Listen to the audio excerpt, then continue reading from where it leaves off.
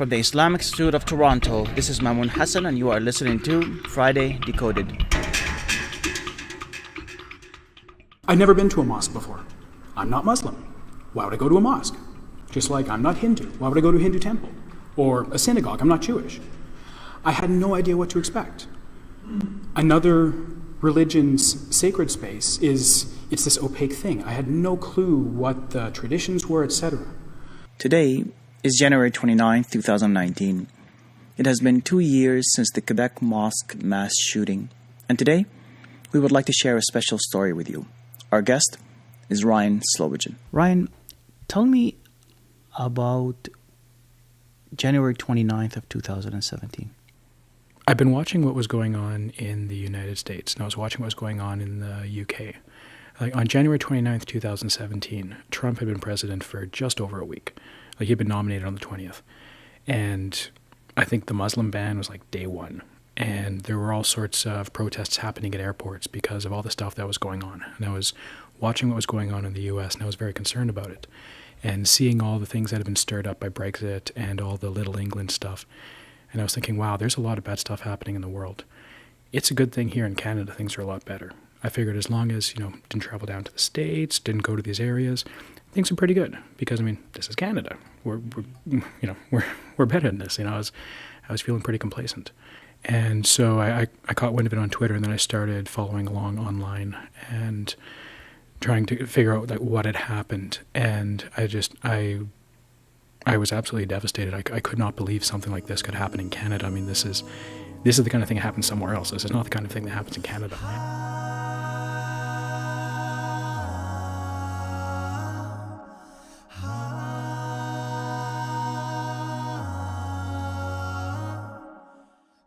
Words are not enough. Thoughts and prayers are not enough. It is the time for action. But what do you do? Given the magnitude of something like this, how do you push back against that? I thought for a long time about what to do. I wasn't sure. The idea which I eventually came up with was to go to the local mosque, Pickering Islamic Center, and to give out hugs with my daughter. Now, I've never been to a mosque before. I'm not Muslim. Why would I go to a mosque? Just like I'm not Hindu. Why would I go to a Hindu temple? Or a synagogue? I'm not Jewish. I had no idea what to expect. Another religion's sacred space it's this opaque thing. I had no clue what the traditions were, etc. And to kind of complicate things even further, this mosque, Pickering Islamic Center, had a window shot out 2 years earlier. The action that I came up with was to go to the local mosque. I live in Pickering. I went to Pickering Islamic Center with my daughter Elizabeth, who was 5 at the time. We wrote free hugs on a piece of cardboard. And we were going to go there and stand outside the doors and start offering hugs. And we were out there for about 30 seconds to a minute. And we were very quickly invited inside. And being January 30th, it was really cold. So did not mind being invited inside at all. And that day we met and hugged well over 100 people. And it was one of the most fantastic experiences of my life.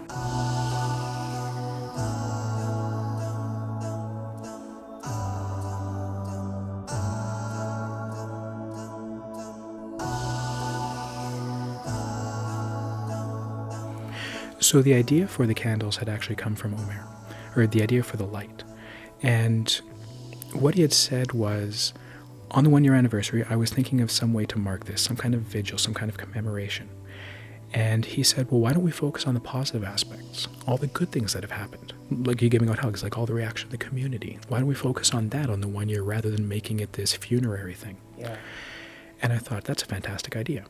And I was reminded of Martin Luther King Jr.'s quote, "Darkness cannot drive out darkness. Only light can do that. Hate cannot drive out hate. Only love can do that." And that became the symbol for the candle and pushing back the darkness. And so at this open house in March, after giving out these candles, I spoke with my member of parliament who was also there speaking. So I talked about what I was doing for a few minutes. And then she spoke afterwards and she said, I'd like to find some way to do something like this in the House of Commons. How can we bring this candle idea to the House of Commons? Mm-hmm. That's when the idea for this really kicked into gear. So when I started thinking about how could we do something about this. And in about mid-August, I received final confirmation from Jennifer O'Connell, who's my Member of Parliament in Pickering-Uxbridge. She said, yes, we're going to be doing something in the House of Commons. She had coordinated with Joël Lightbound, who is the MP of the Quebec City riding where the attack occurred. And we're going to do something on January 29th. And so at that point, I started contacting everybody that I knew and using this idea of this initiative, Pushing Back the Darkness, which later became Push Back the Darkness.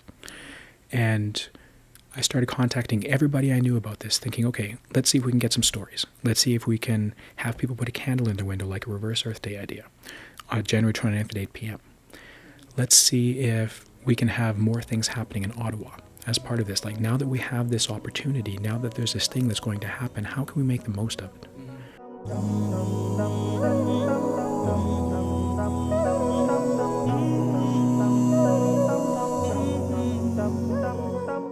The collecting of stories and drawings is a very important part of this. Collecting experiences so that we can get rid of ignorance, because ignorance underpins so many of these bad things. So, why stories and drawings? Why are these such an important fundamental part of this initiative? The answer to this comes again from Thunder Bay. Tell me about your experiences growing up in Thunder Bay, and tell me about the statement that you've made, which is basically really, without ignorance, one cannot dehumanize his fellow human. Thunder Bay is a very uniform, very monochrome city. It's isolated. It's 8 hours to any major city. It's 8 hours to Winnipeg. It's 8 hours to Sault Ste. Marie. It's 8 hours to Minneapolis. It's quite isolated. And growing up there, I had very little experience of other cultures. So for me, cultural diversity was getting Chinese food for dinner. That was cultural diversity in Thunder Bay. Like egg rolls, really exotic food. Wontons, a bridge too far. It's too weird. Can't eat it. Mm-hmm. That was the environment I grew up in. And one major hallmark of Thunder Bay, which has become much more publicized over the last couple of years, is the massive systemic institutionalized racism towards Indigenous people. That is pervasive. It is everywhere. It is in your pores. And I grew up in that environment, and I became racist towards Indigenous people. What changed for me was when I was 11, one of my friends on the street moved away, and an Indigenous family moved in. One of the boys that lived there was the same age as me, and we became very good friends. It was because of that friendship that I could say, wait, no, hold on a minute. These things I'm hearing, I know they're not true. My friend is not an alcoholic. His family are not alcoholics. They aren't drug addicts. They have jobs. Their houses are well maintained. All of these dumb ideas that are trotted out, all these dehumanizing tropes, they were all false. And I realized that through my own direct experiences. Once the ignorance was gone, the hate and the systemic racism went away with it. Because when you know that this is not how things are, because of your experiences, it's far harder to dehumanize somebody. Mm-hmm. I feel like a lot of these ideas, this labeling, like the kind of thing that I remember seeing after September 11th, where you just apply a big, broad label, like the idea that, the Muslim community has to do this, the Muslim community has to make a statement. Well, there's an implicit assumption there that the Muslim community is a single uniform thing, and you've dehumanized them and made them one-dimensional. But each community is made up of people, and people are more than one-dimensional. And so it's like the idea that if you have something like Alexander Bissonnette going in and doing the attack in Quebec City and killing 6 people and injuring a bunch more, why doesn't the Francophone community stand up and make a statement? Where are the Christian leaders? Like, I'm not sure what Alexander's religion is or if he had one, but why aren't the Laval University community standing up and making a statement? You don't hear that because there's that implicit labeling and one-dimensionalization. So I feel like that's kind of thing is based on ignorance. And if we don't have that ignorance, I feel like a lot of this goes away. And that's why I believe it's important to have these experiences, to have these relationships, to realize, fully, truly, honestly realize that your fellow humans, your neighbors, are in fact humans and not these one-dimensional caricatures.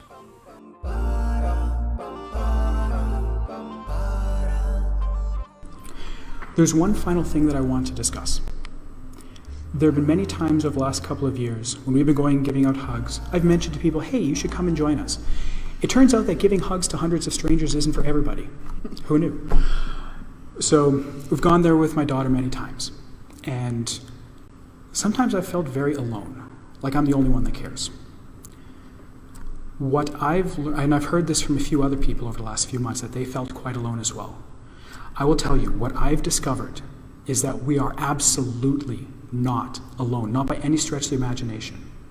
When this initiative got started in mid-August, when Jennifer O'Connell said, yes, I'm going to make a statement in the House of Commons, and I started contacting everybody I knew. Everybody I knew was 20 people at Pickering Islamic Center. That was everybody I knew. I'm a software developer. I code for a living. I hide behind a monitor. I've never done anything even remotely close to this before. So I started talking to people at Pickering Islamic Center, and they got me in contact with people. And those people got me in contact with people. And the word spread, and things grew. And the appetite and the desire out there from so very many people to make sure that all of our neighbors are welcome, to push back the darkness of ignorance and hate with the light of knowledge and friendship. There are so many people out there. You are not alone.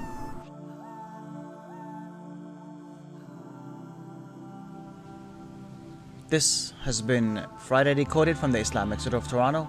Our podcast is produced by the IIT media team, that is Tahmid Shadman, Muhammad Yassin, Hussam Al-Akbari, and yours truly. Our audio track includes no music instruments and produced by the talented Ilyas Mao. Check him out at ilyasmao.com.